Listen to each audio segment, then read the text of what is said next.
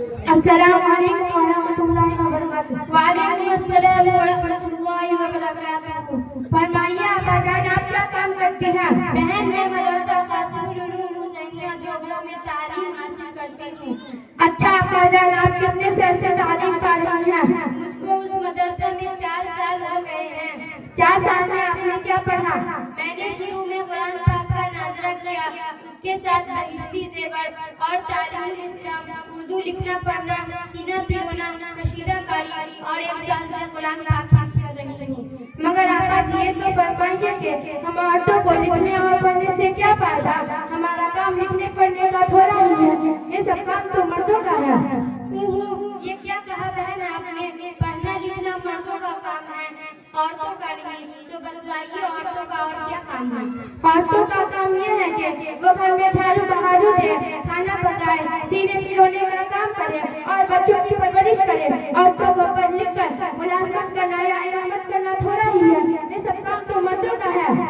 آپا جی، آپ تو بڑی غفلت میں پڑی ہوئی ہے جو ایسی گواروں اور جاہلوں کی باتیں کر رہی ہے کہ عورتوں کا کام صرف گھر کا کام کاج اور بچوں کی پرورش کرنا ہے۔ کیا آپ کو معلوم نہیں کہ حدیث میں آیا ہے طلب العلم فریضۃ علی کل مسلم و مسلمہ، یعنی ہر مرد اور عورت پر علم حاصل کرنا فرض ہے۔ اس حدیث سے یہ معلوم ہوتا ہے کہ علم کی طلب اور کوشش مردوں پر ہی نہیں بلکہ عورتوں پر بھی فرض ہے۔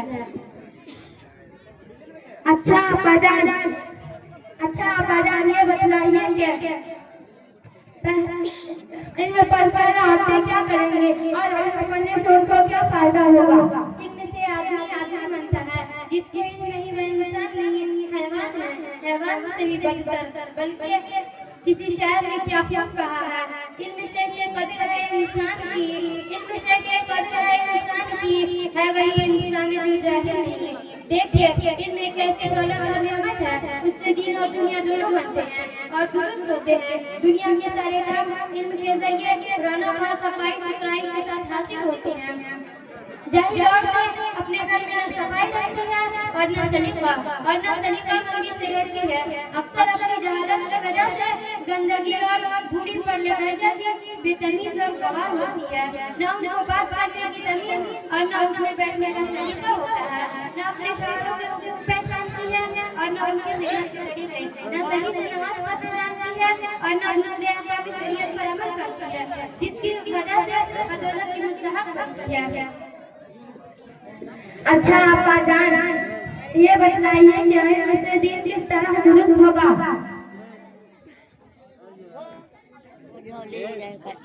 علم سے خدا اور رسول کے احکام معلوم ہوتے ہیں، جن پہ عمل کر کے ہم جنت کے حقدار اور دوزخ کے عذاب سے نجات ہوتی ہے۔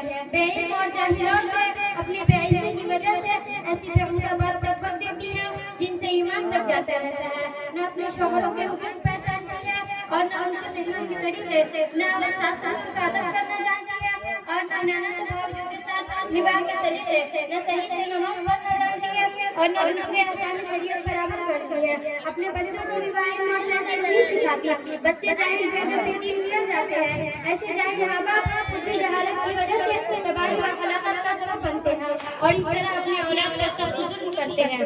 اچھا، یہ اور بتلائیے کہ پہلے زمانے میں بھی عورتیں علمدار ہوتی تھی؟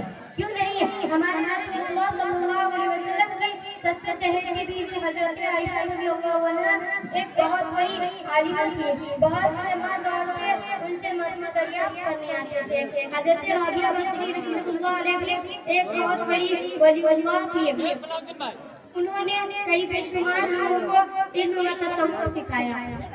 اوہ بہن، آپ کی باتیں سے تو میری آنکھیں کھل گئی۔ اب انشاءاللہ میں بھی پڑھنے لکھنے کے لیے آپ کے مدرسے قاسم العلوم حسینیہ میں آیا کروں گی اور آپ کی استادی کی خدمت میں حاضر ہو کر محنت سے علم حاصل کروں گی۔ اللہ تعالیٰ آپ کو ہمت و استقلال عطا فرمائے۔ اچھا، اب میں رخصت ہوتی ہوں۔ السلام علیکم ورحمۃ اللہ وبرکاتہ۔ وعلیکم السلام ورحمۃ اللہ وبرکاتہ۔